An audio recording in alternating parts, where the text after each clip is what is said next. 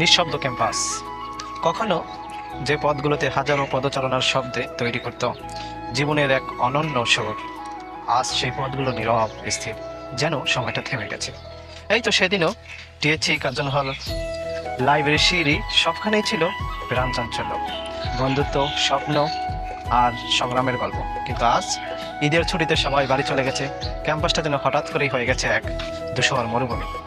চায়ের দোকানে ভিড় নেই, নেই সেই চিরচেনা আড্ডা, নেই প্রিয় লোকগুলো যাদের সাথে প্রতিদিন দেখা না হলে দিনটাই অসম্পূর্ণ লাগতো। শুধু বাতাস বইছে আর ফাঁকা বেঞ্চগুলো ক্লাসরুমের জন্য অপেক্ষা করছে।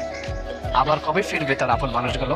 এই নিঃশব্দতা, এই শূন্যতা কেবলই কিন্তু সাময়িক, কিন্তু কারণ ক্যাম্পাস জানে আবার শিগগিরই কিন্তু এই ক্যাম্পাস হেসে উঠবে হাসিতে, কোলাহলে, স্বপ্নে। ঈদের আনন্দ শেষে এই মানুষগুলো আবার ফিরবে, আর এই নীরব ক্যাম্পাস আবার জেগে উঠবে নতুন উচ্ছ্বাসে।